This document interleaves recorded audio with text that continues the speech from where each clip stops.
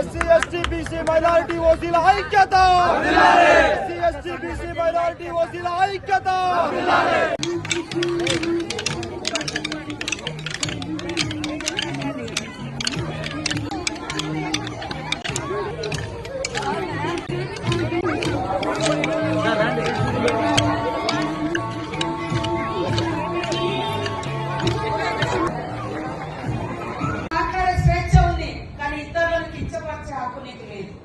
నీకు నచ్చిన మతాన్ని స్వీకరించే హక్కు ఉంది, కానీ ఇతర మతాలను కించపరిచే హక్కు లేదు.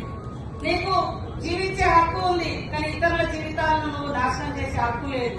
ఇలాంటివన్నీ కూడా గొప్ప గొప్ప హక్కులను మనకిచ్చినటువంటి మహనీయుడు డాక్టర్ బిఆర్ అంబేద్కర్ గారు ఈరోజు మనందరికీ జీవితాల్లో ఒక వెలుగు నింపడం కోసం తాను అనేక రోజులు కష్టపడి అనారోగ్యం పాలైనా కూడా మరి రాజ్యాంగాన్ని ఈరోజు పెట్టి ప్రపంచం అందరూ కూడా భారత రాజ్యాంగాన్ని గౌరవిస్తారు.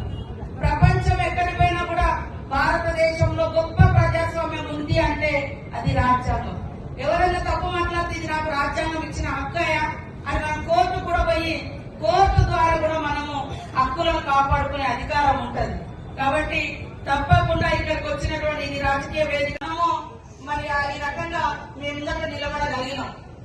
నేను ఇదే వాళ్ళకి చెప్పిన నా లైఫే ఒక గ్రేట్ ప్రూఫ్.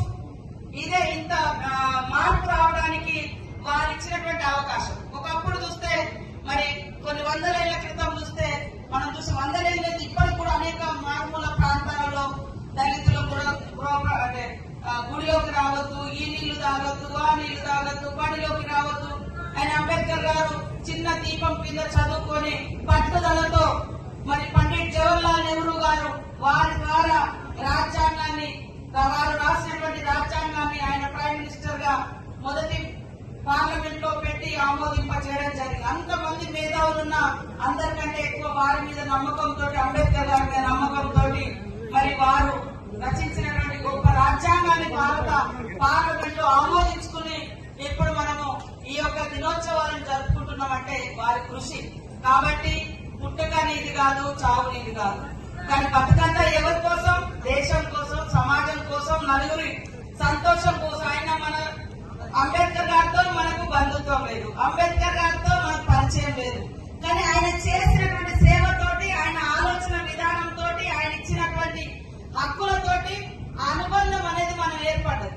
మనం ఎవరన్నా అంబేద్కర్ గారిని ఎవరన్నా ఏమన్నా అన్నారనుకో ప్రతి ఒక్కరు రివర్స్ అవుతారు, బాధ అనిపిస్తుంది. అరే అలాంటి గొప్ప మహనీయులు ఉండాలి, అలాంటి మహనీయుల యొక్క స్ఫూర్తి ఉండాలంటే ఖచ్చితంగా వారి యొక్క విగ్రహాలకు ప్రాధాన్యత ఇవ్వాలి.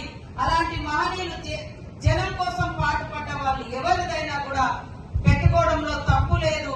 కాబట్టి దాన్ని ఎవరు కూడా వ్యతిరేకించడం కరెక్ట్ కాదు.